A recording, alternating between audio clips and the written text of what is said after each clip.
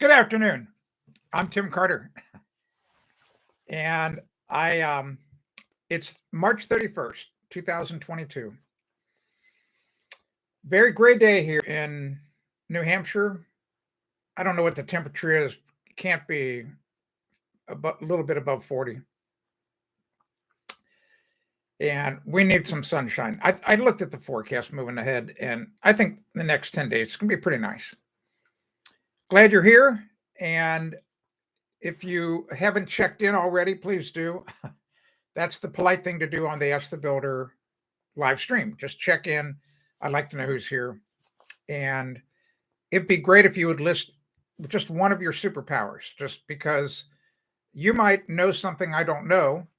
And I want to know. For example, I may want to know, like how to build bridges or something, you never know when you need a bridge, right? So hello, Josh. How you doing? Thanks for that email, by the way. I responded to you. I checked it out. Don't know anything about that brand of small toys. They look pretty beat up too, if you looked at those photos. Anyway, crutch word. If you just happen to stop in, do what Josh did. Josh checked in. It's always nice to know who's here. And once again, it's the polite thing to do. Boy, we pick people up and then we lose them. It's pretty amazing. Today, I'm going to talk a little bit about what happened today, where I was. I just got home about a half an hour ago. Been gone all day. I know. How cool is that? Designing flipping bridges. I'll tell you a bridge story here really quickly. Excuse me, before we get into inspection checklist for homes. This would have been, oh my gosh. I would almost say it's 30 years ago. It could have been 32 years ago. I was living back in Cincinnati.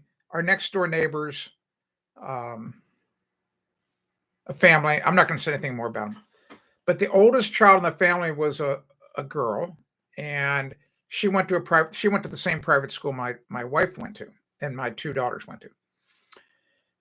And I guess she was taking a physics class, and one of the assignments was they were given an assignment to build a bridge out of all they could use was white glue. Maybe they could use carpenter's glue. I can't remember. And one box of toothpicks.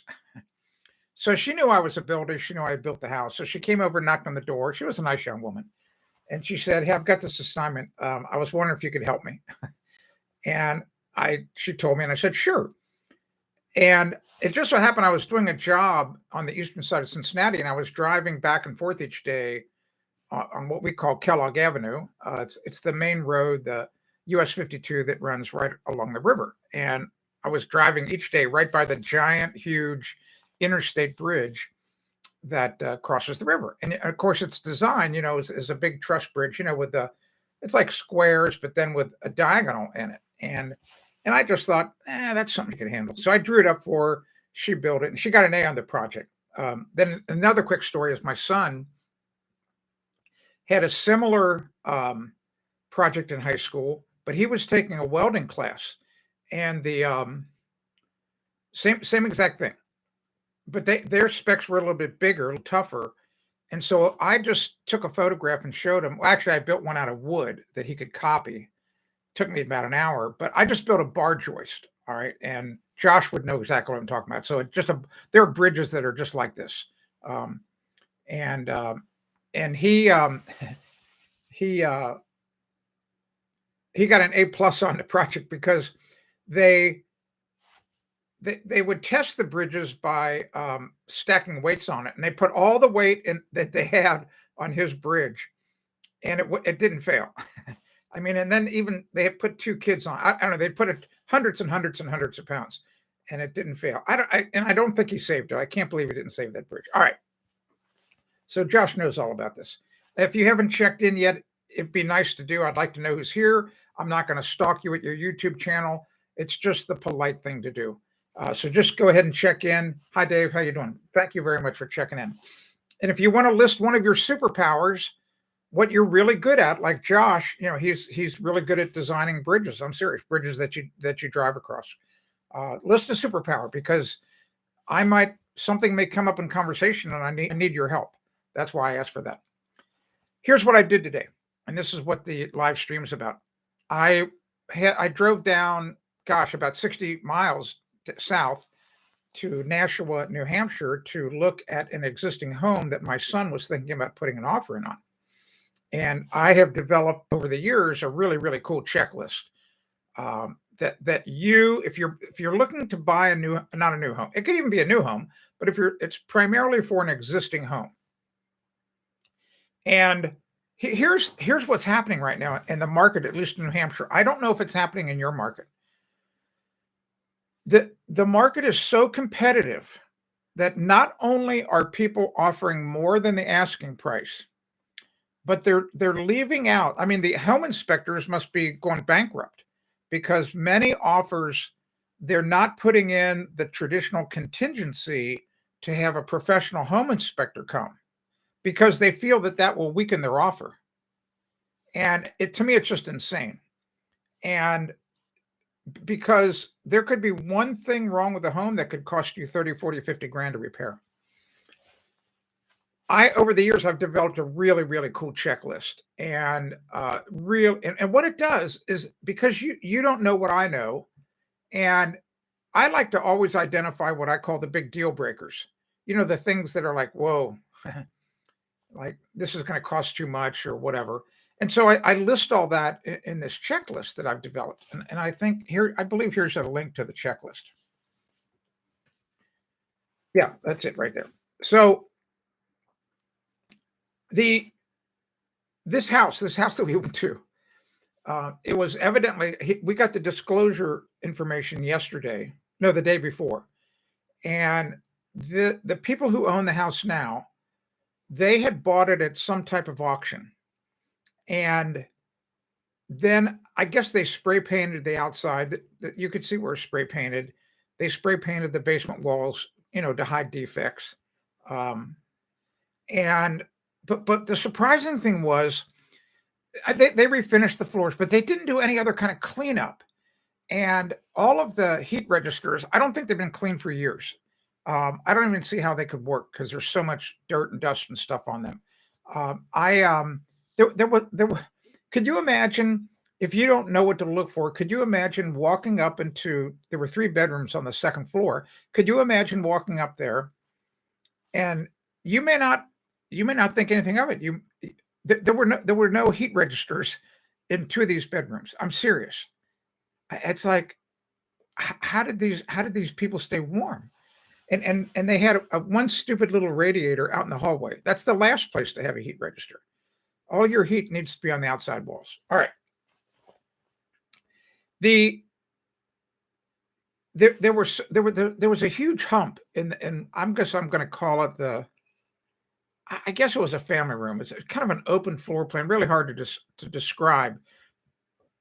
But this hump was so noticeable. So I go down the basement steps, and we open up this access door to a crawl space, and they've got like 2 or 3 pump jacks in there. And one of them wasn't even connected right. It's like the crawl space I've never seen a bigger mess in my life. And they were asking like $449,000 for this place. It was just, there was, I estimated, I told my son, I said, I think that I could put $150,000 into this house and it still wouldn't all be right. It's just insane. The whole point is that the little things that I looked at, one of the first things I noticed, I got there first before the realtor and my son, and you may never pick up on this. I'm telling you, I'll bet you if I took 9 or 10 people to this house and I said, okay, walk around the outside and make a list of all the things, all the defects, what's wrong everywhere, everything that you could think of. Well, as you looked at the house from the front on the left-hand side, it had negative drainage. Someone had built like a granite cobblestone planting bed, and then the earth was pitched back to the house. It just, I mean, but you may not think that's important, but it's very important. the water has to flow away from the house. There were just tons of things screaming at me that were wrong. Two of the biggest things, but I'm a master plumber. I know what to look for. The uh, well, it's back from Mordor. Under the kitchen sink and under a vanity sink were each of them had an illegal S trap. They were S trapped. In other words, the sinks weren't vented. Down in the basement, the washing machine standpipe was illegally connected to the stack. I mean, this house is just, my son. He was pretty smart. He said he just said, let's get out of here.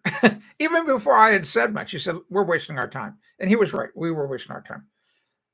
It's so if you have any questions, this is really interesting. If you have any questions about what you should look for or what are the top deal breakers, just put it in the put it in the chat. I'm happy to help you.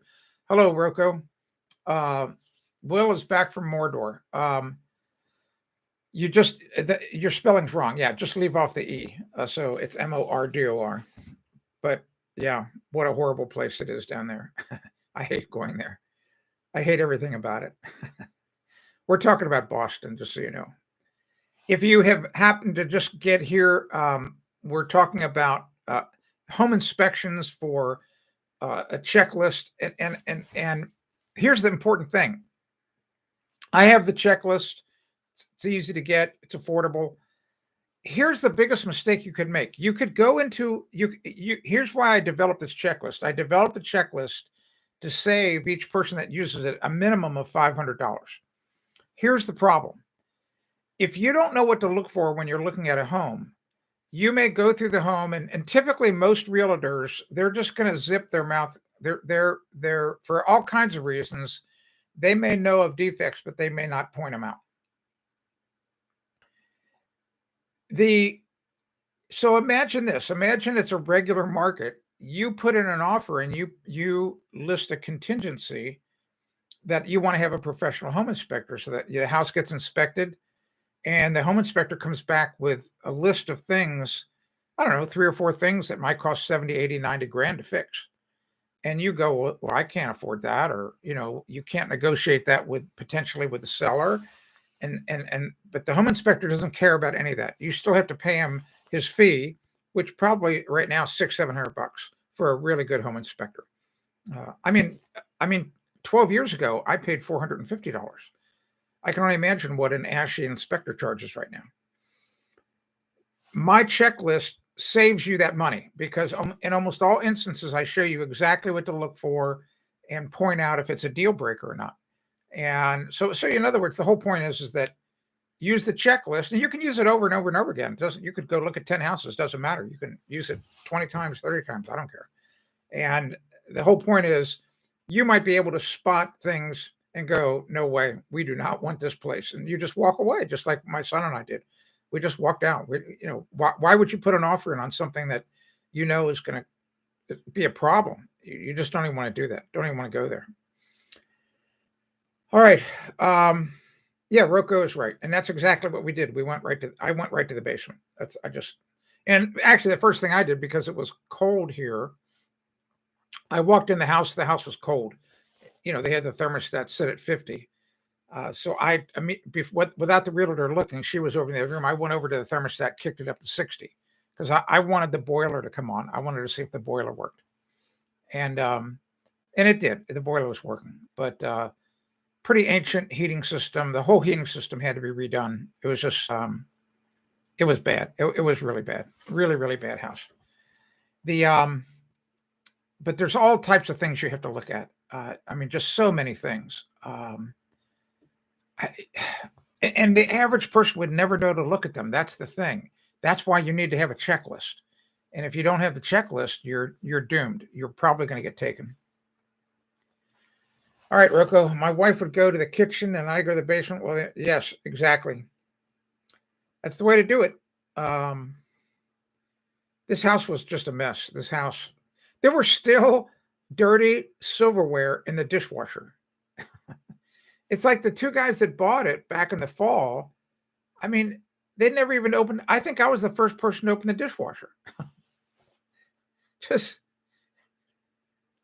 just crazy, and but the thing is, when I look at things and things I point on the checklist, I can identify, real half-ass workmanship, and this house was loaded with it, loaded. The illegal S traps under the sinks, nothing but trouble, just nothing but trouble. So, hello, 8-Bit, how you doing? Unfortunately, you did not get in touch with me like I asked you because I drove right by your house today. I had just enough time I could have stopped by. What a shame. What a shame. I'm telling you right now, you need to go right now. Just go right now. You need to go email me. You know my email address, and put your contact information. I could have stopped by today, assuming you were home. If you are just getting here, check in, just like you see 8-Bit do, Rocco, Dave, Josh, they've all checked in. Go ahead and check in. And if you can list a superpower, it would be great. I may have a question for you. And if you have a question for me about your home, just go ahead and type it in the chat. I don't care what. It doesn't have to be about home inspections. It could be a question about anything. Yesterday, I think we had a record for fantastic questions. There were so many good questions, and they were all over the map. I mean, they were just everywhere. And I actually, at lunch today, I was talking with my son about it because he was the one who got me started live streaming again. I tried it 2 years ago. It didn't work. The whole interface sucked, but they've done a little bit better job. And I told him, I said, what I really liked about yesterday's stream is it reminded me of the radio show. I used to do a 2-hour radio show for 12 years back in Cincinnati. And what was fun about the radio show was I never knew what the person was going to ask. The only thing that I knew was the person answering the phone would slip me a piece of paper saying the person's name and what city, state they were from. I had no idea what they were going to ask me. And that was the fun part, whereas there's a lot of other national radio shows. I'll teach you something about how some of them work. What happens if you call into one of these national shows, the person answering the phone screens your call, and if they think you're good enough or whatever, then they pass you through to the next person. And that person starts to ask you all kinds of stuff, ask you all kinds of questions, get your address, blah, blah, blah, everything like that, and says, okay, hold on, you'll be on the show in a little bit. Well, a little bit means a half an hour, maybe 40 minutes. In the meantime, that second person goes online and finds out the answer to the question. I'm telling you, this is the truth. This is the truth. And then on certain shows, the reason they wanted the person's address is because for any of their sponsors, if they have a store nearby, like if it's Trustworthy Hardware or Ace Hardware is a big sponsor of the show, then the host or the host of the show would say, oh, hey, Steve, you're going to need this little magnetic door catch, and you can get it at the Ace Hardware. And in fact, it's right over there. It's only about 1.5 miles from your house at 123 Main Street. The host sounds like he's God, like he just knows all this information. He knows exactly where the Ace Hardware is. Well, he doesn't know any of that. It's all handed to him on a piece of paper or it's on a computer monitor. I mean, because remember, it's radio. You don't know what he's looking at or she's looking at. So you have to understand that the way some of these radio shows are done, it's all smoke and mirrors, man. Don't. Oh my gosh. All right, here we go. You were working. I couldn't have stopped anyway. Okay. Gosh, 12 hours. Yikes. I'll have to look. It could be in my all mail. I'll check. I will check. In fact, if when you get lucid, send another email, but in the subject line, I want you to put in, because I'll search on this in Gmail. Just put Epsom salts. All right, Epsom salts. I think you understand why. So just put that in. I'm going to search on that term, and your email will pop up. Hello, Vanessa. You haven't been around for a while. So no worries. I can be back down that way. No worries. It's not that far away. If you have any questions about anything about your home, go ahead and type it in the chat. I don't care what it is. And you might have a question about something else. It could be a history question. It could be a question about nursing. It could be a question about plantar warts. I don't care what it is. Ask it. Maybe wisdom teeth. Like maybe you want to know what it's like to get a wisdom tooth extracted or any tooth. You can ask any question you want, but the ones that are going to, I think, save you the most money are questions about your house. So Vanessa, I'm going to do something. We were talking about this yesterday, I know, but Goodnight was here and he recommended, he says, I want you to change it up a little bit. I want you to try to do a live stream in the morning and see what happens. I'm going to do, I may only be on for a half an hour, 40 minutes, but this Saturday morning about 8 o'clock, I'm going to, maybe a little after 8, I'm going to go just randomly. I'm just going to go live. I mean, I'll tee it up. I'll tee it up so people know that I'm going to be there, but I will do a Saturday morning one. We'll see if we get a different crowd, see if we get different questions. Just might be kind of interesting. All right, here we go. Vanessa always has good questions. Here we go. Best foundation wood to rebuild enclosed porch patio foundation. Well, you're not going to like my answer. I would not, and I mean, I don't know what you mean by foundation. I don't know if you mean a whole wall or if you're just meaning like a post that some people, I would call that a support column. I wouldn't necessarily call it a foundation. To me, a foundation is like a long wall. So tell me, Vanessa, what you mean. Do you mean an entire long wall, or do you just mean a wood post?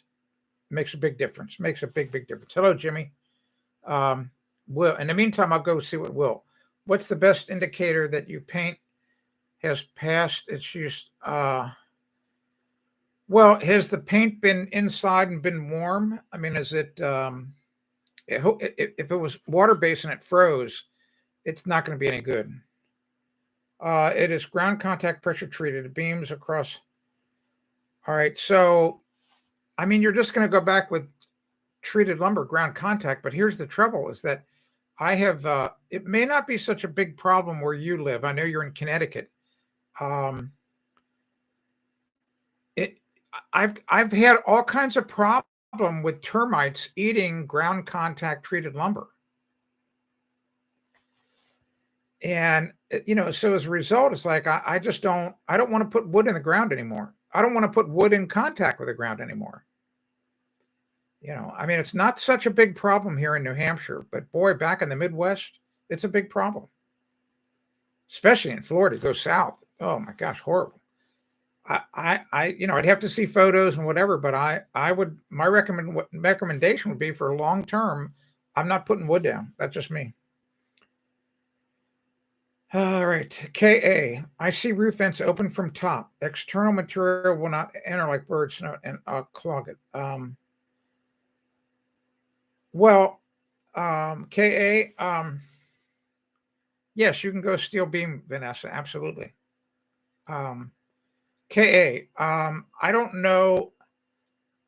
Generally, the way that most roof vents are designed, I mean, even the old-fashioned pot vents, they would have these little slits on the side. And you might think, well, gosh, blowing rain could get right in there. Well, not really, because what you don't see is the way it's designed inside.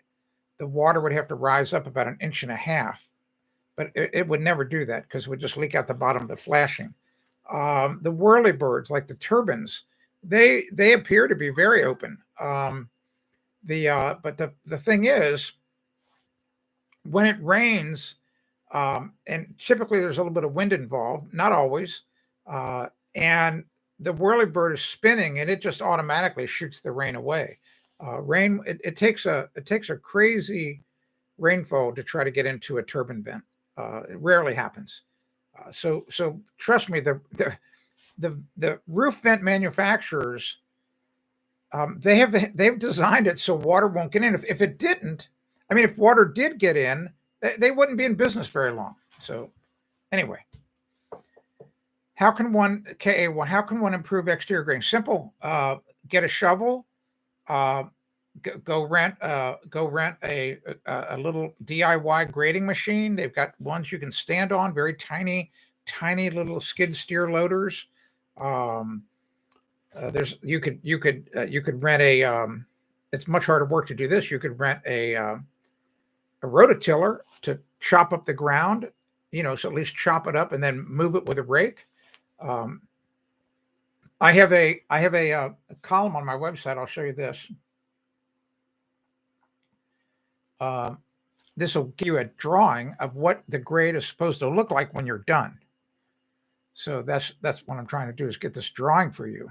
I know if Will was here, he would say, get out the whiteboard. I mean, Will is here, but he would say, draw it on a whiteboard. Blah, blah, blah. No, we're not doing a whiteboard. We're not doing. Here we go. This is a great, I did this drawing. I don't know. It's got a copyright on it. Let's see. Wow. 5 years ago. But this is what the ground should look like when you're finished. And it's got all the measurements and everything in it for you. That's a great question, though, KA. Wonderful question. So that's the answer. That is the answer to your exterior grading. Make your exterior grading look like that. And remember, when you read that column, I state in there what the building code is. The building code states 6 inches of fall in the first 10 horizontal feet. But remember, that's a minimum standard. Minimum. 8 inches would be better. 10 inches would be better. 10 inches of fall in the first 10 feet. That's only an inch a foot. 1 foot of fall would be better in 10 feet. So just remember, 6 inches is the bare minimum. We're getting some good questions here. This is wonderful. This is why I do the live streams. David. I don't know what David, I don't know what you're, so I don't know. I don't know what you're charging for. Sorry. Vanessa, table connected, so we see your drawing. Tablet connected, so I can't, the drawing is at that, just go here to see the drawing. Just open up another tab and go there and look at the drawing. Simple as that. What are the requirements for fire doors opening at a garage? Well, I don't keep track of the code. All right. I don't, because the code changes every 3 years. And then the other problem, this is the worst problem. Every local building inspector can ignore parts of the code, or they can make parts of the code stricter. So I may tell you something that works in Meredith, New Hampshire, but it doesn't work next door in Sanbornton, New Hampshire, the next town over. Generally speaking, in the old days, the door had to have a 30-minute rating, and it had to have self-closing hinges. That's the old, but I don't know what the new code is. Maybe it's a 1 hour door now. I don't know. You just have to ask your local building inspector. Okay. Any other questions? These are good ones. This is why I do the live stream, to answer questions, to save you time and money. There's nothing about this is hard. Nothing about it is hard at all. But I'm not clairvoyant, so you have to ask the questions. KA, I am buying a 15-year-old home. Well, 15 years old, there shouldn't be anything wrong with the sewer. Can you tell me what city and state it's in?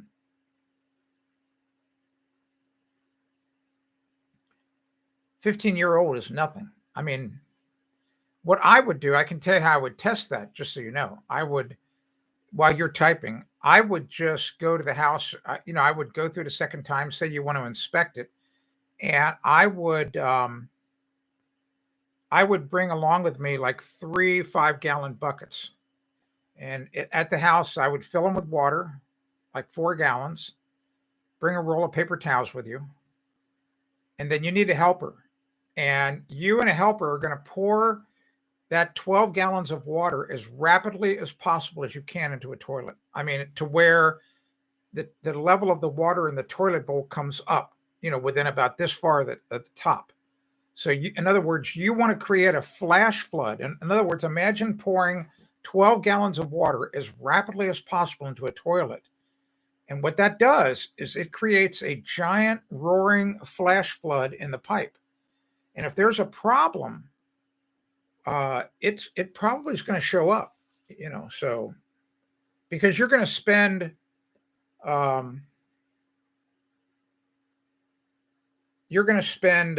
don't know, I'm just going to guess $300-400 to have a plumbing company come out and scope that, but maybe if it was a 100-year-old home, I'd think of it, but I don't know about a 15-year-old home.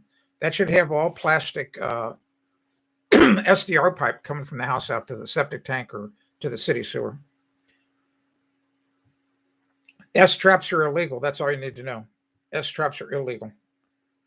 1759. You can bet the floors in that house aren't level.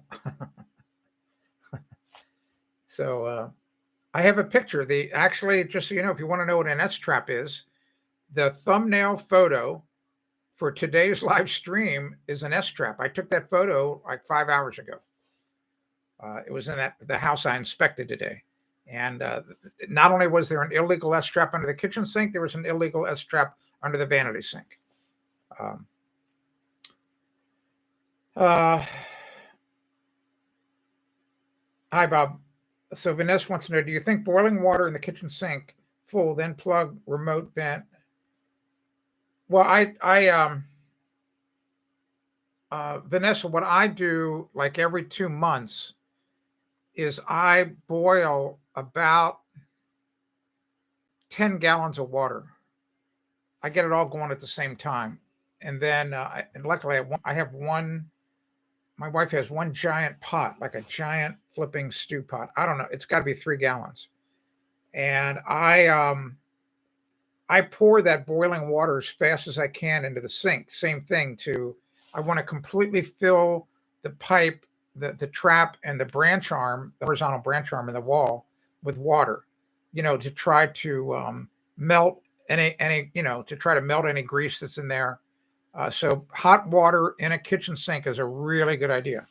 And remember, I've talked about this before. Yeah, stock pots. That's what I'm not a cook. You can tell. I don't know what they're called. Yes, stock pot.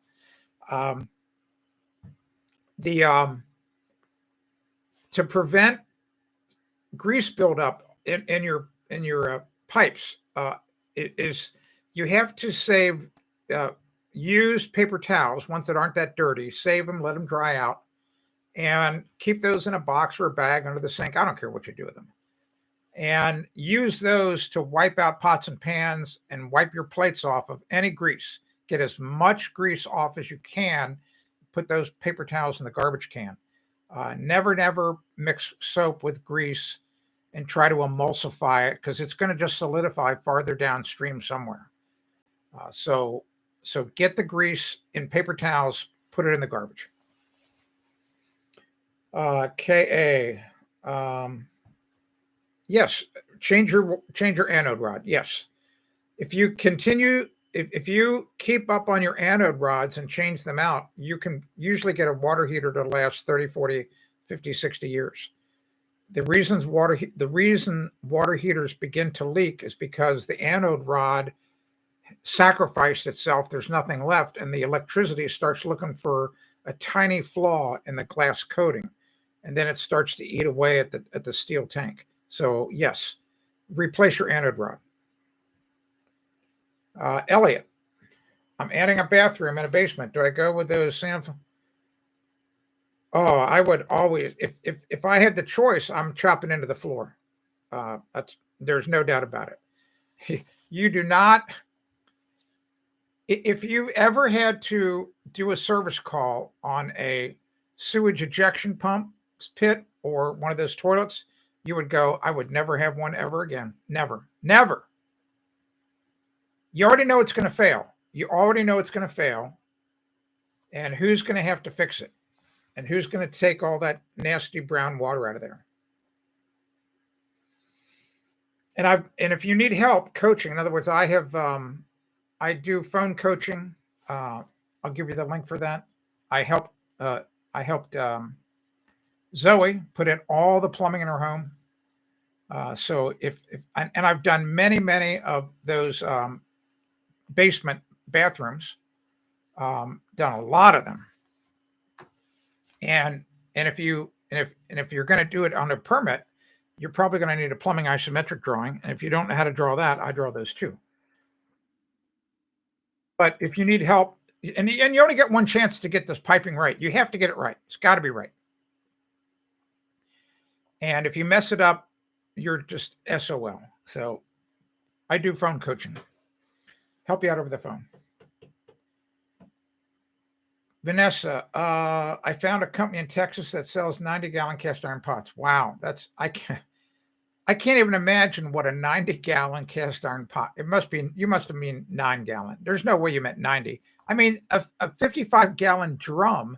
I mean, a human being could fit in a 90-gallon pot. I'm serious.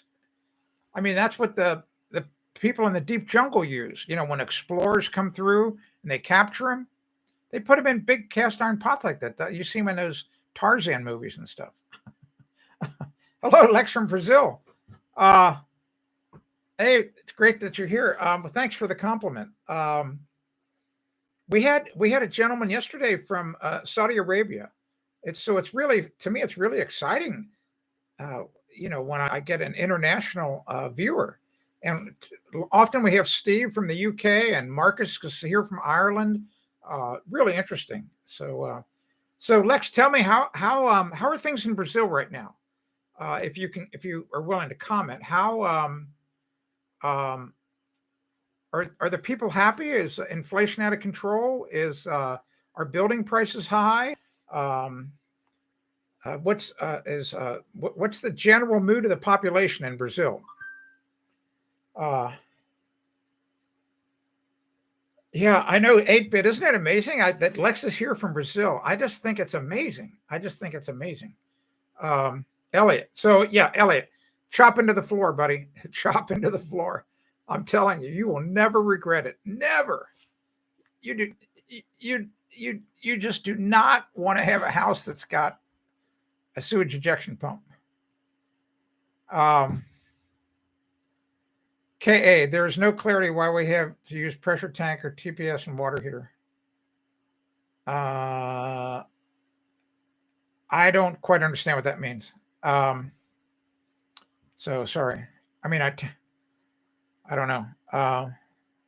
Oh, I understand now. You mean an expansion tank. I've got that answer on my website. If you go read my columns about water heaters, you need an expansion tank and a water heater because when you heat the water expands. And if you have a check valve on your system, where some municipal systems require a check valve because they don't want your polluted water going back into the water main, then you can create big problems in your home because you have this buildup of pressure in the system, and it can get really bad. It can get really, because of what's called the stacking effect. Meaning, if you go and if you turn on the hot water in your kitchen sink for just like 10 seconds and turn it off, and then you go back a minute later, turn it on for 10 seconds, turn it off, and do that multiple times, your water heater's continuing to run because it got this influx of cold water that told the thermostat, hey man, we got to turn on. We got to heat this water up. And so there's all of a sudden the water at the top of the flipping tank can get to be like 160, 170 degrees, man. That's bad. So anyway, expansion tank and temperature pressure relief valves. All you have to do, if you went back, this is going back 30 years. I'll never forget this photograph. I used to get both Fine Home Building Magazine and Journal of Light Construction, and somebody sent in a photograph of a water heater that was put in wrong. And what happened is the idiot that put it in put a shutoff valve on both the hot and cold water line, which you never want to do. You only want to put a shutoff valve on the cold water side. A ball valve up above the heater so that you can shut the water off if you have to change the heater out.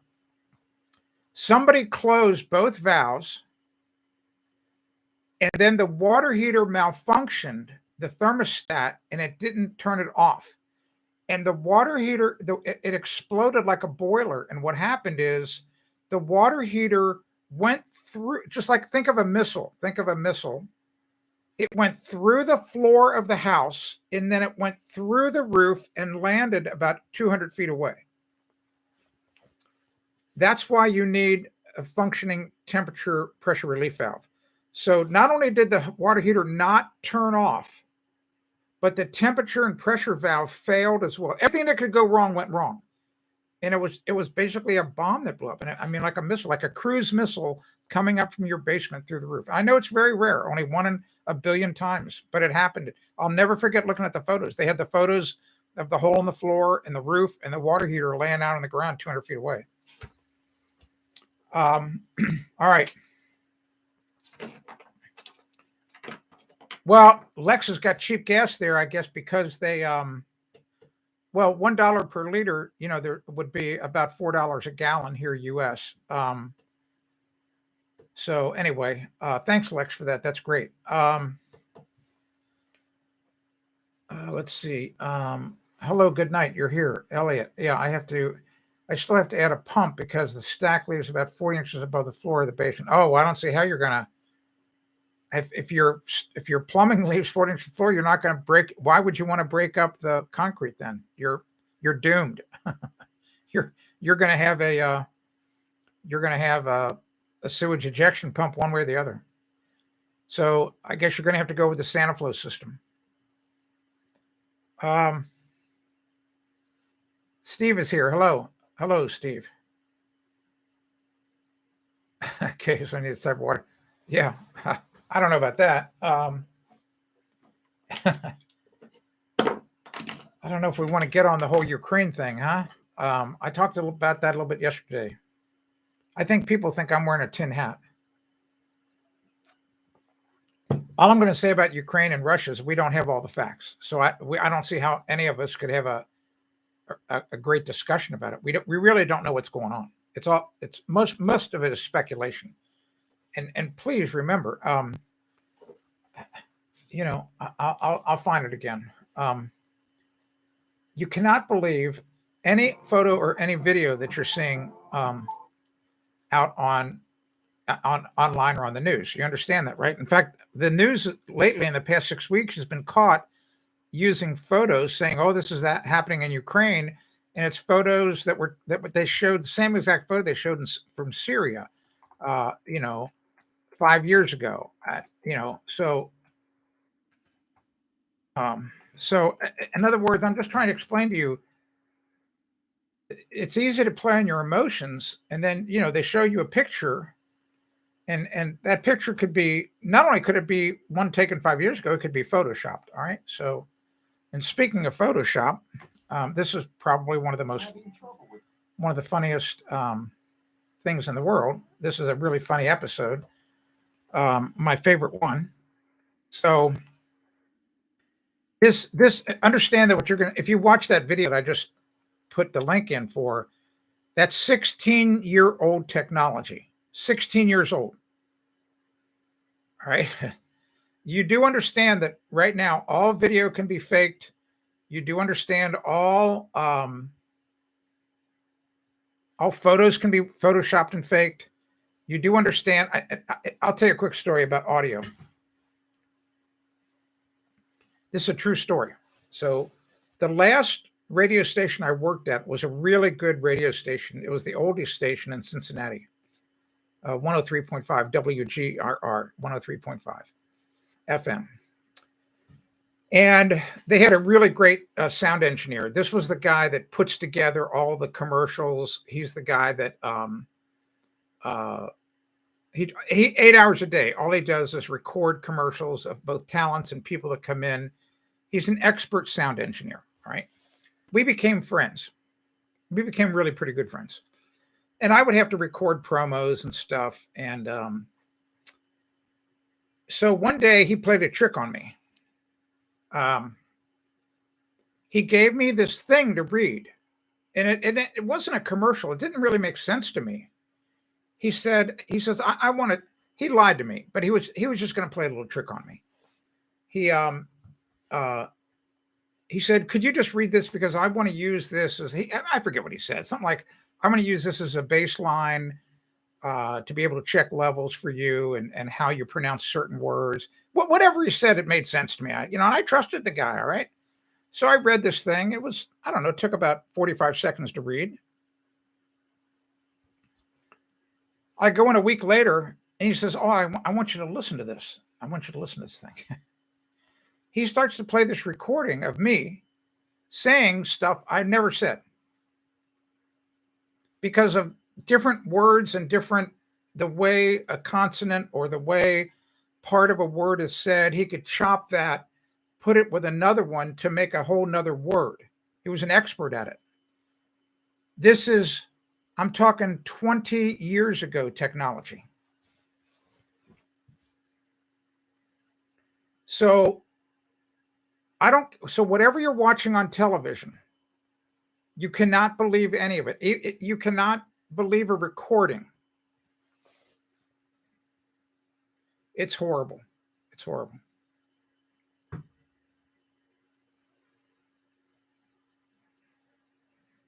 All right.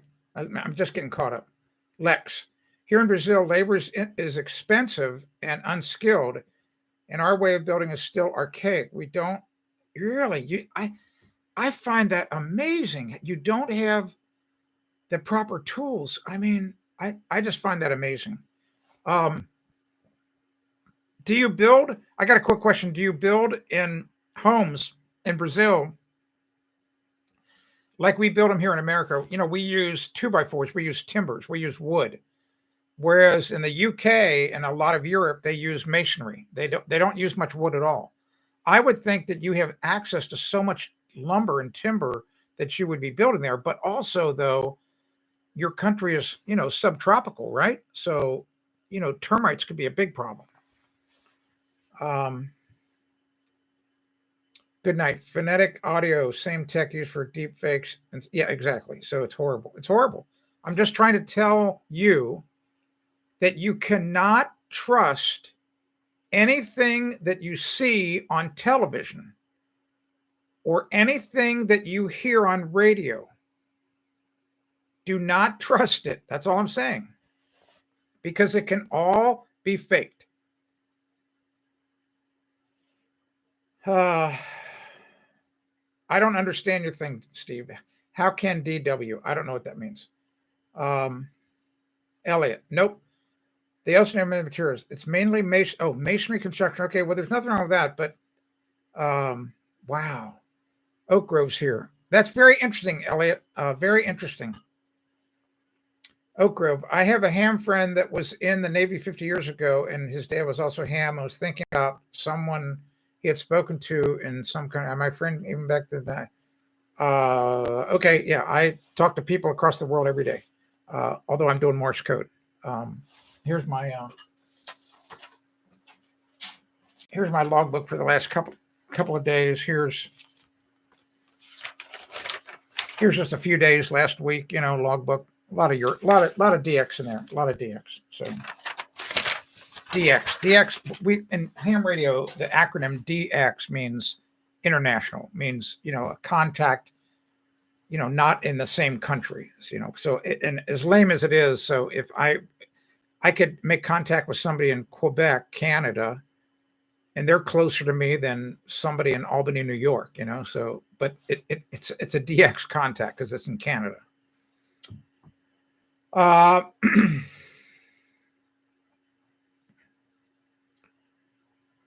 Steve, how can car dealerships look you straight in the eye? Well, supply and demand. I think I told the story from what happened. Well, it's now been less than 2 weeks.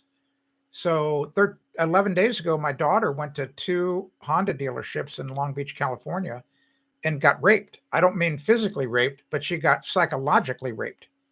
I mean, it was horrible. I mean, I was texting her while she was in the dealership, and they're putting so much pressure on her and lying to her, and it was just horrible. It was so horrible. So they're serpents. They're serpents. They have ice water in their veins.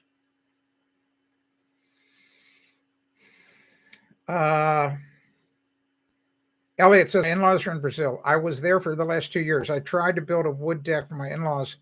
That was more expensive than I thought. Wow. Okay. Well, it's high everywhere. It just jumped up again. I mean, lumber now is almost at its all-time high, like getting close to $1,400 a board foot.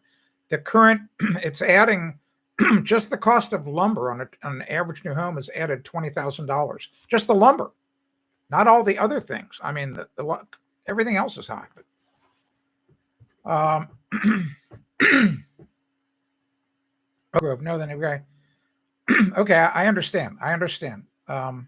But just so you know, Oak Grove, I mean, it's really cool when we do long distance communications, but I mean, understand it's if conditions are right, I can talk with somebody in Morse code in Japan using the same amount of power to power a nightlight. All right, I can.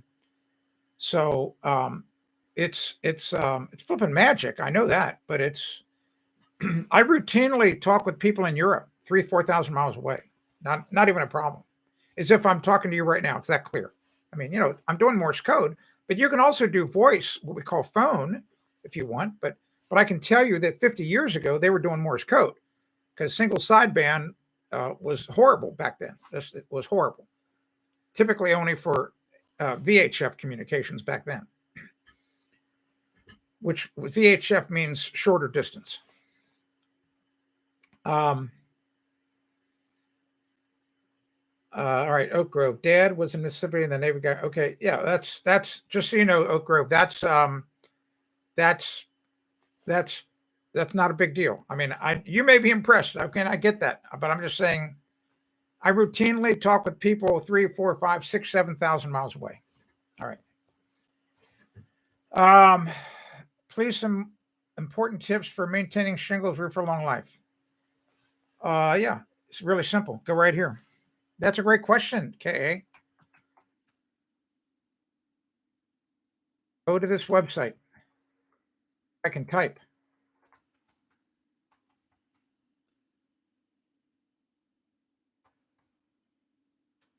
Go to that website and you'll see in the navigation a word free, Free.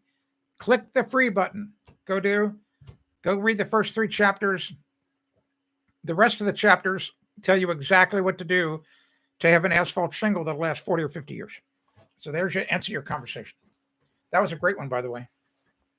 Elliot, the plumbing in Brazil is a nightmare. Really? Interesting. I just keep getting the feeling like Brazil is a first world country, and it might be a first world country in Rio de Janeiro and Sao Paulo, but I guess maybe outside of it, it's a third world country. That's what I'm getting the feeling. A lot like Puerto Rico. Puerto Rico is that way. Puerto Rico is a second world country, and when you get into the outskirts, it's a third world country. Steve, Tim, in business and life, what's a creed you live by and tested? Your life's philosophy? Oh, it's really simple. It's at the bottom of each of my newsletters. Do it right, not over. So that's the philosophy I apply, to workmanship. I can talk a little bit about marriage for because I think that's important. I'm a survivor. There aren't a whole lot of us around. I know Will is. But I'll be celebrating my 48th wedding anniversary this September. All right. So what's the divorce rate in America right now? 50%? People call it, I had a starter wife or I had a starter husband, they get rid of them like a tissue. All right. So if you want, and this is really true in any relationship, it doesn't have to necessarily be marriage, but you need to be selfless. All right. So you understand that word? It sounds just like the wrong word. All right. Selfless. S-E. I'll do this. I know, whiteboard, right? Whiteboard. No, we're not doing a whiteboard. We're doing this because I've got hundreds of sheets of paper. I don't want there to be any doubt about what I'm saying. You have to be this. You have to be selfless. All right? Selfless in your relationship with people, which means you put yourself second. Here's all you need to know. If you do an autopsy on just about all the problems out there, I mean, even like the one that's making the news right now, all right? Russia and the Ukraine. The root of all problems comes down to one word. It's the word that I was trying to avoid.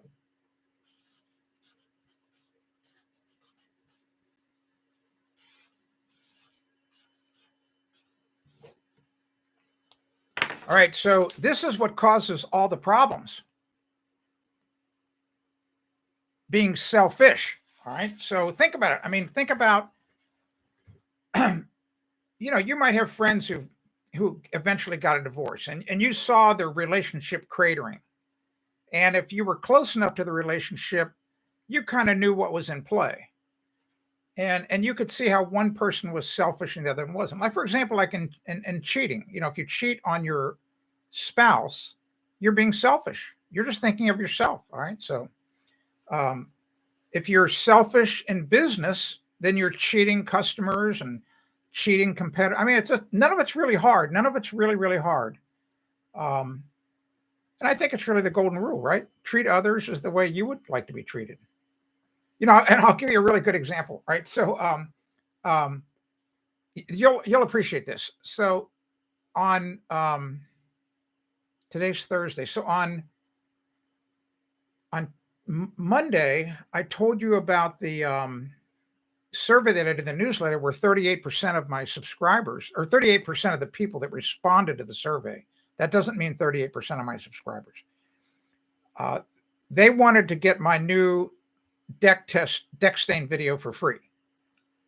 They thought I should give it away for free, but that I didn't know why. And so I ran a poll here on Monday, and I asked you, should I ask them why? And 80% said yes. You may have been one of the people that said yes, ask them. So I did another survey on Tuesday, and the responses I got back, unbelievable. And really the commonality in the in the answers is that they're all selfish. They're all selfish. They don't care about me. They don't care about the time I took to do the video. They don't care about the fact that I spent money to buy the stain to test it. They don't care that I took all this extra time to do it. I didn't have to do the test. They don't care about any of that. All they care about is they want the information for free. Whatever the reason is. And they had there were about 7 different main reasons. Of all the responses I get back, you could put them into 7 different buckets. But they're all selfish. And then, of course, in some of the people, the funniest bucket of all, just so you know, was the one, what I call the, I had a name for it this morning. The, I'm going to say the deceiver, they're so cynical. They're so cynical. They think that I'm getting a kickback from the manufacturer of the deck stain and not revealing it. That's how cynical they are. They're like, it's really not that great. You're just getting a flipping kickback, and now you want to charge us too. You want to charge us for the damn video. And I mean, I'm telling you the truth. All right, so Steve, I hope that helps you. Oak Grove, there's recording the spectrum. Yes, okay, got it. I understand it. We still do that, just so you know, Oak Grove. We still all that stuff's recorded. And just so you know, everything, all conversations are recorded. Your cell phone stuff's recorded. You may think all of your conversations are private. They're not. They're all recorded. The NSA has got. I know you think I'm wearing a flipping tin hat. I know. I'm telling you, it's all recorded. And like when we do radio transmissions, all that's being recorded. And I know there's people on this live stream that know about this. All right. I know this. If you were in charge, let's say you were in charge of the United States. Let's just say you were in charge,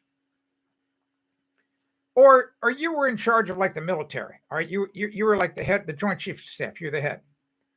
And the president, the commander in chief, he's a busy guy. He's got other stuff going on. So he delegates a lot of responsibility to you. If I was the head of the Joint Chiefs of Staff, I'm telling you right now, I would tell my guys, all the people in charge of communications, I want everything recorded. Everything. Anything that's going through the flipping air, I want it all recorded.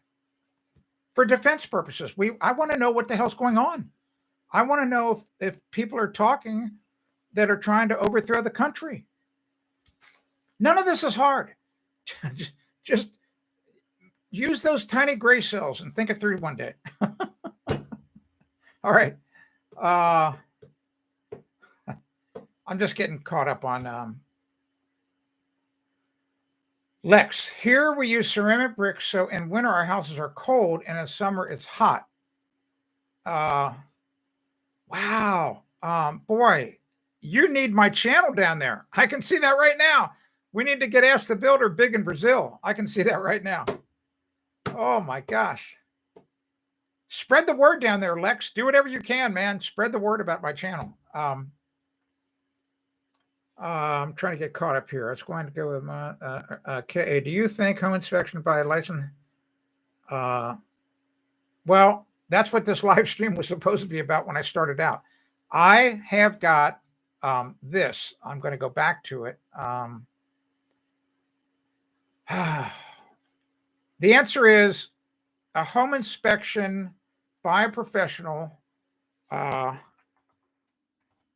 is necessary, but it's not necessary when you first go through.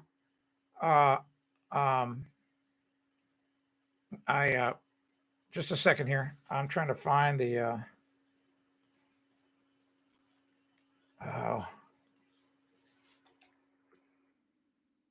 Just a second. See if Lorene was here, she could do this. She can, she has the ability to multitask. She can talk and do things. I cannot do that. All right. So KA, here's your question. Here's the answer to your question. You asked, is home inspection necessary by a licensed inspector? Is it necessary? If I can throw some light on it. Here, I'm throwing light on it right now.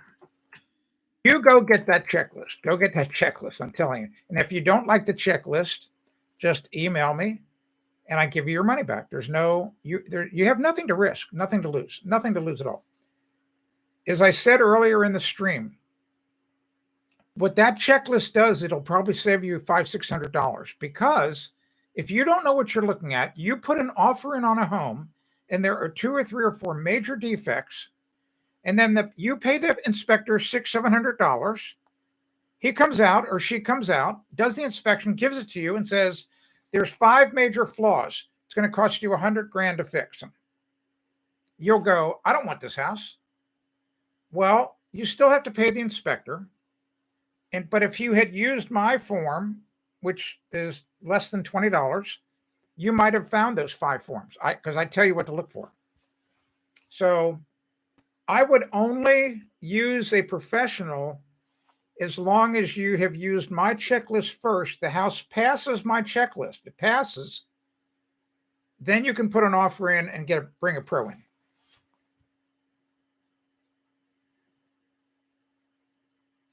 All right. Freebies mean philanthropy. I don't know what you mean by that. No, I'm not giving it away. I just had this conversation with you.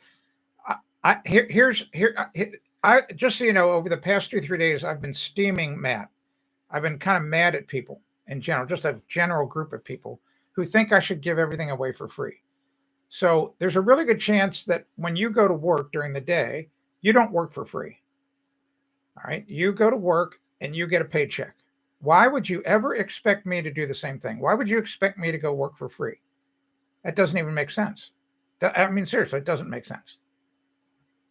All right. So, and I already give away for free 99% of my content is available for free.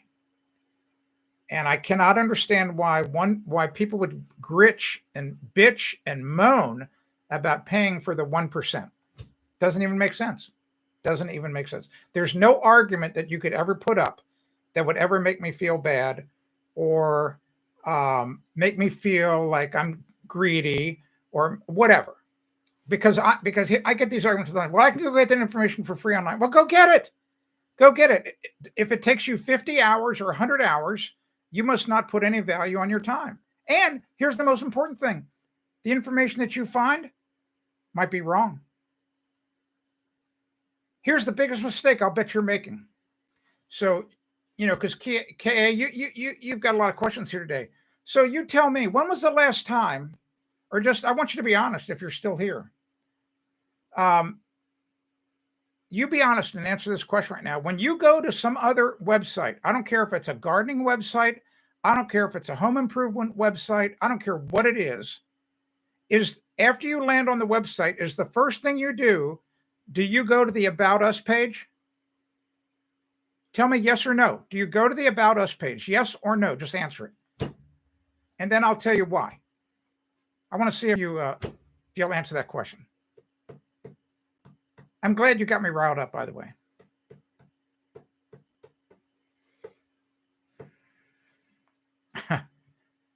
They just give me water and charge air.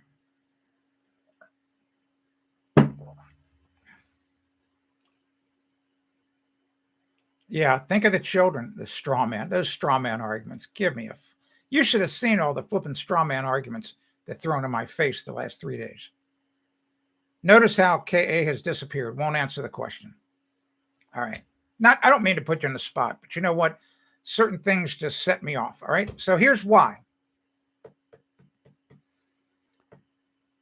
Yeah. Yes, Will. Right. All right. Here's why. Most people never go to the About Us page. Most people. It's always the first thing I do. Why? I want to see who in the F is creating the content that I'm about to read. What are their flipping credentials? All right. But KA, you're still here. You still didn't answer my question. Do you go to the flipping About Us page? Just say yes or no. If you say no, guess what? You're in the vast majority. All right. That's okay. I'm trying to help you out here. So you go to these websites. These people say, oh, I'm just going to get it for free. Good. Go get the crap for free. Go get it. Good luck. It might have been written by a freaking stay-at-home mom who got paid $10 to write that column. I know because they steal my content. I've got spiders that check that.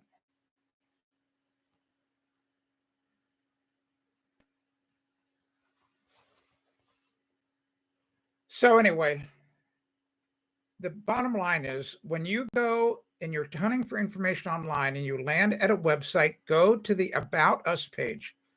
If you cannot see the name and the photograph or names and photographs of the people that created the content, the big flipping yellow or red light should be spinning on top of your flipping head. Yeah, DCMA, exactly. I've fought a few of those in my life.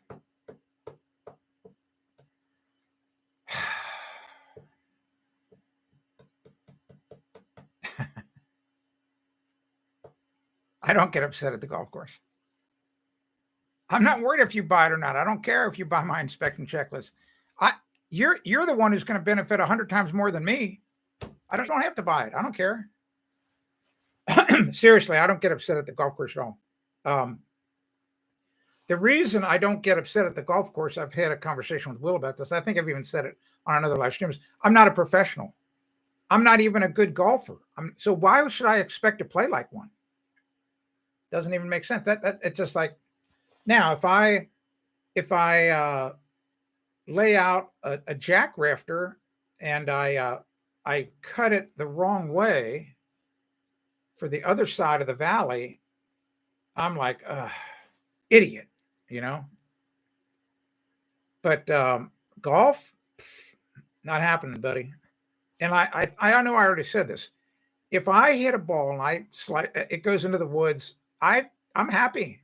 I just made another golfer happy. He's going to find my golf ball. If you've never golfed before, Will can tell you this. If you've never golfed before and you're out in the woods hunting for your ball and you find 3 others, you come out of the woods like this. I found 3 balls. I mean, it's like you feel like you're 6 years old on Easter morning outside finding eggs. I'm serious. It's crazy. I mean, especially if they're in good shape, you know? Oh, all right. Okay, the blood pressure's come down. All right. If you got any questions about your home, ask them now. Ask them. Yes, exactly. Leave the bad ones. That's a good philosophy. I do too. I've collected enough and my golf games got better. I mean, Will, you'll appreciate this. You'll know this to be true. Back in the old days, I mean, it was common for me to lose 10 balls around. All right. Not I would lose 10 balls. Now, I don't know, 2 maybe. I don't know. I can keep a ball in play for quite a while, you know. But every now and then I forget, you know, I go, oh, I get the big driver out and I go, oh, I can do this. I can do this. I should just keep that thing. I should just keep that at home in the garage. Seriously, keep that damn thing in the garage. Actually, maybe when we play, I won't even use the driver. Yes, I played at night a long time ago. I was at an editor's event down south. It was hot and humid. Oh, it was horrible. And we played night golf. They had those special flags that have the little light, the little glow lights. Played with the glow balls. It is so hard. I mean, it's so hard for me. I mean, God, it's so hard to. You have to be really good to be able to hit the ball off the tee because you have to be able to be so good at locking your back so that the club stays that half inch above the grass or whatever. I mean, it just, you know, most people raise up a little bit, completely. It's so hard. Man, is it hard to tee off. Woo. All right. Vinny, good for you. Yeah, come to New Hampshire. Oh, I don't know about driving. Yeah, we had to drive in a cart. It was I don't know that I would ever do it again. I mean, I don't know. I might be a lot better at it now. I didn't find it that fun. I think because I wasn't doing that good. And the big problem, as you well know, I mean, it's just laughable once you get on the green. I mean, you cannot see, you can't read the green. So you hit the ball and it goes 8 feet to the right of the hole. Like, are you kidding me? You know, so you can't read which way the green is going, whatever. Moving to Tucson. Been there quite a few times. Gets a little toasty in the summer, a little toasty. What is it, about 8 degrees less in Tucson than in Phoenix?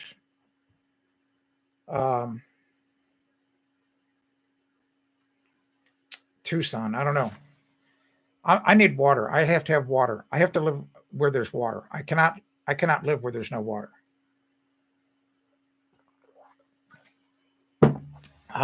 So anyway,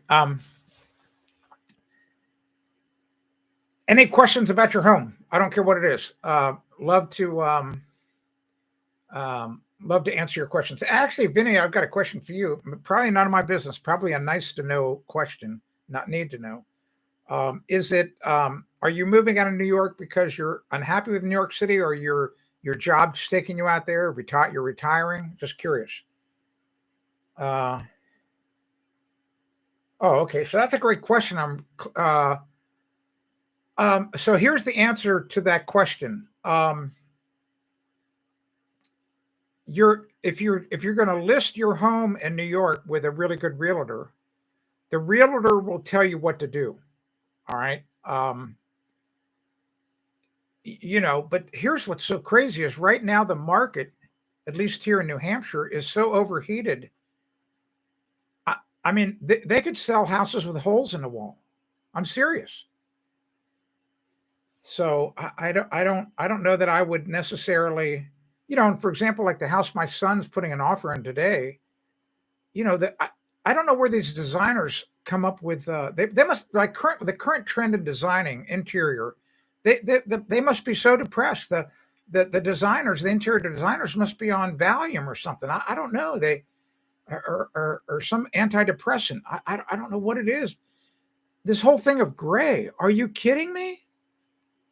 Every single wall in this house I went in today was painted medium gray. I felt like I was on the USS New Jersey back in October.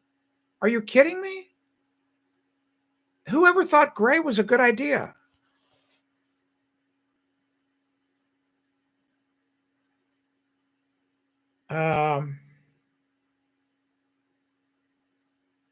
Yeah, no, Tucson. I don't know that I could live in Tucson. I love the Southwest. All right, my college degree is in geology. Beautiful out there, beautiful. But my problem is I just need to see green. I need to see trees. I love lakes. You don't get any of that out in Tucson. Oh, you might have met me at the affiliate summit. That's cool. Yeah, are you talking about Yannick Silver's the one where I won top speaker? Is that the one you're talking about? I was at one affiliate summit that what's his name did. What is it? What was his name? Sean and Missy. Anyway.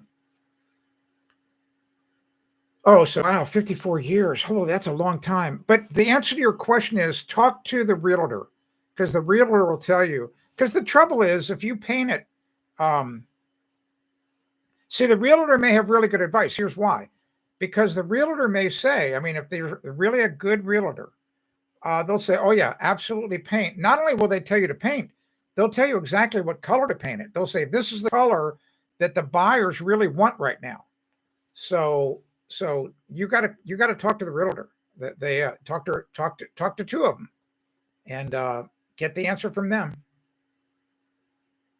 Sean and Missy, yeah. So yeah, I was at one affiliate summit.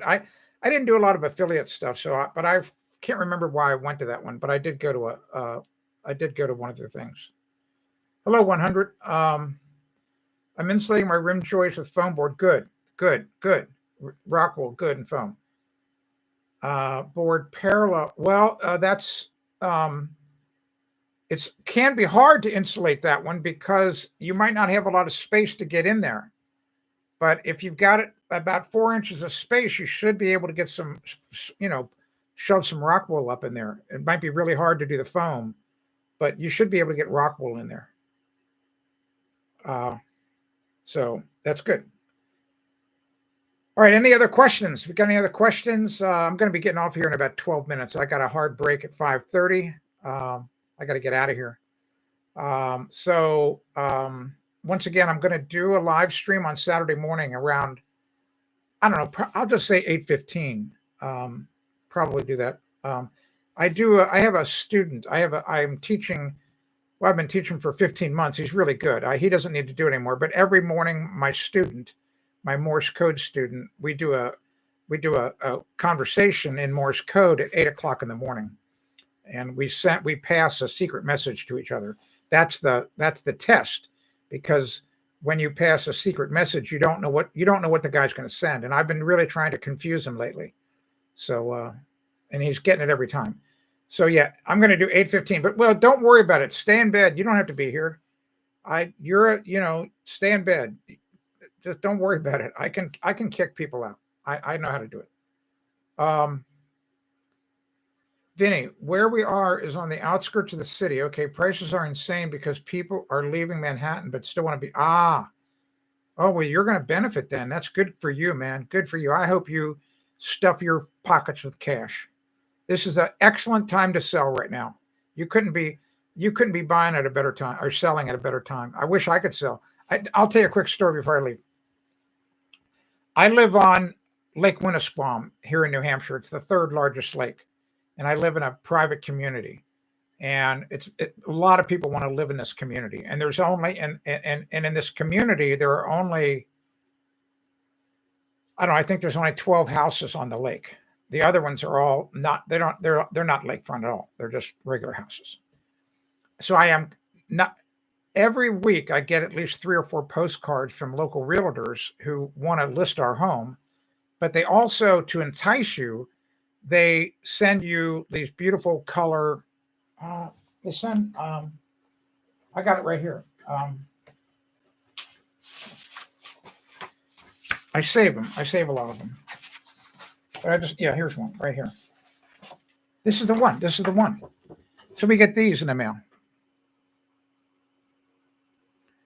All right, I just got this one on Monday. So look at that. You see that? $2,020,000. All right, this house, I just drove by this house this morning. Down the road from me. It's not in a private community. It's all cramped up against all these other houses. No privacy. Detached garage. Detached garage in New Hampshire. Are you kidding me? You do not want a detached garage in New Hampshire. $2,020,000. And it's only a 3-bedroom house. Let's see. 3-bedroom, 2-bath. My house is 5-bedroom.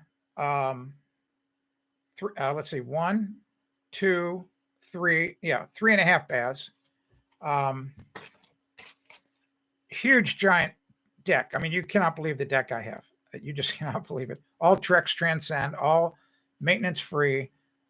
It's got a Da Vinci roofscapes roof on it. You want it to do it. Whoever owns this house, this house won't need a roof for 100 years that I've got. Anyway, if I can't get based on this, like right now, if I couldn't get 2.7 million, something's wrong. Something's wrong. Crazy flipping prices. Yeah, good for you. 600 grand, Vinny. I hope you get more than that. Good for you. Look at you. 220. Look at that. You're going to put 400 in equity in your pocket or whatever. Good for you. 350. Good for you. Good for you. All right, so here we go. Here's something you would have never heard of. My mom's house floated during the hurricane. I believe it. We did closed cell insulation. It was like a bobbin on a fishing pole. Really? Wow, broke the hurricane straps. That's amazing. That's amazing.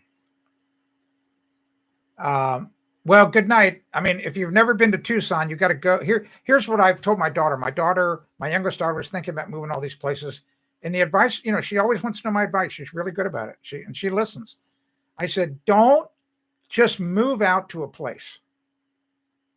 I mean, you have to, if you're going to do it, and if you have the ability, not everybody's got this ability. She does, because she's like a nomad. You want to go live in the place for like 3 months. And if it's got a changing climate like Tucson does, you want to go there for like 2 weeks in the summer, 2 weeks in the winter. Just look at the weather almanac when their temperatures are at the extremes and see what it's like. And so you want to go out and just like rent an Airbnb, rent a motel room for $129. I don't care what you do, but just go out and just stay there and just check it out, but not everybody can do that, because not everybody can get that much time off.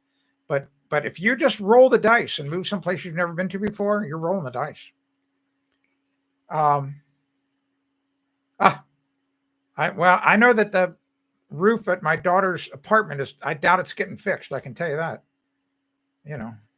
so. All right, I'm going to get out of here. I got to get out of here.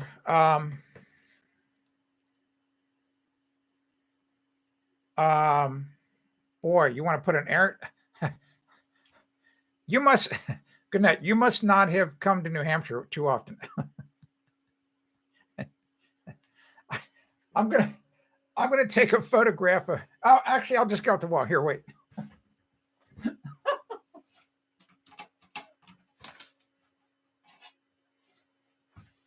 So here's the topography of New Hampshire. All right. So it's just not really conducive to airplanes. I mean, and this is where I live, like right about here.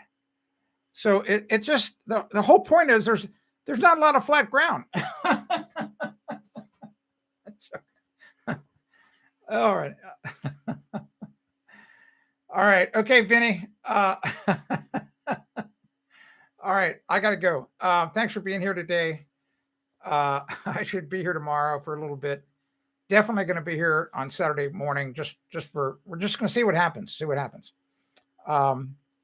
Thanks for being here today. Sorry if KA is still here. Sorry if I got upset at you, put you in a corner. We'll see how many people buy that checklist. Probably 0. And if you remember yesterday, we were talking about doing a consult call with Gianni and whatever. Like, oh, he definitely needed it. Well, he hasn't ordered it. It's people talk a good game, man. All right. Okay. This is Tim Carter. This is the nobody puts Kia in the corner. Yeah, exactly. Saturday morning should be fun. But Will's gonna be still asleep, so that's okay. All right. Thanks for being here. And I should be here tomorrow for a little bit. Got a lot of work happening tomorrow. Tomorrow's a really busy day for me. And thank you for being here. This has been Ask the Builder. I'm Tim Carter, and I had a lot of fun today. Went by really quickly. Thanks a lot for being here.